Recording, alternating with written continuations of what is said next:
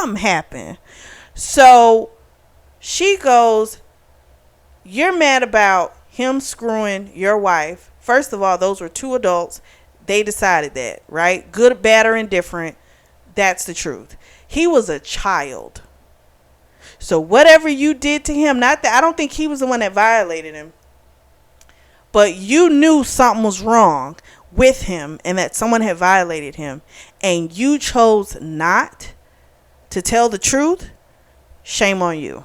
You deserve what you got and more.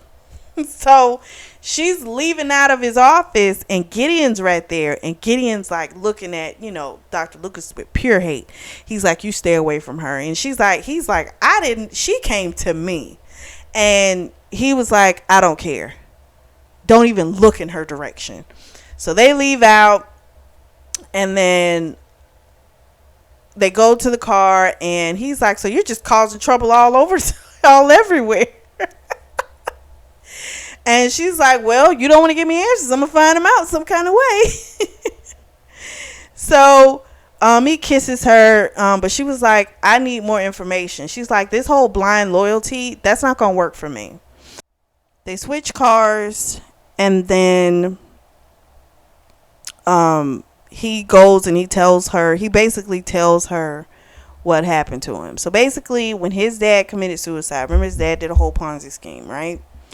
And that's a lot for a child to deal with. It's a lot for anyone to deal with, but especially a child. So his mom married extremely quickly after it happened, and she got pregnant, and so boom, now we're into this new family, right?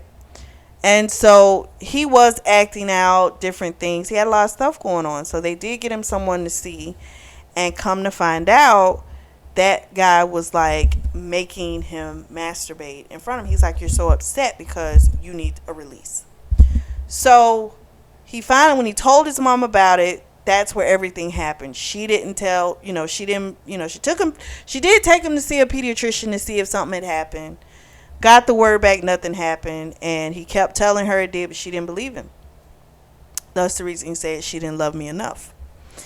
So she like held him, and she's holding him, and she's like, I love you, I believe you, and just back and forth, right? And I think this is where he finally tells her he loves her, and she was like stunned, like shit, but he loves it, and he was able to say it.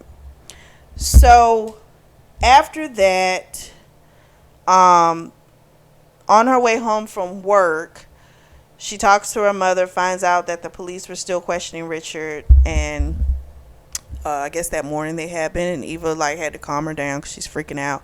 And then Carrie had Tatiana over.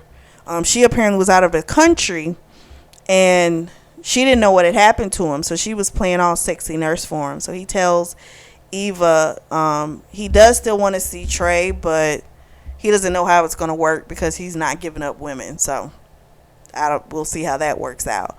So Eva goes to her Krav Maga class, and she sees Detective Graves.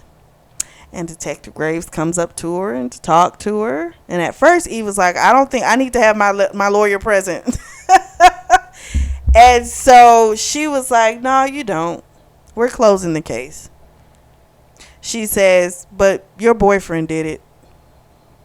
And the minute she said it, Eva knew it was the truth.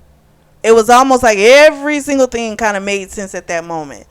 And the detective pretty much just kind of went down the line and was like, she's like, I'll never be able to prove it because he timed it with such precision.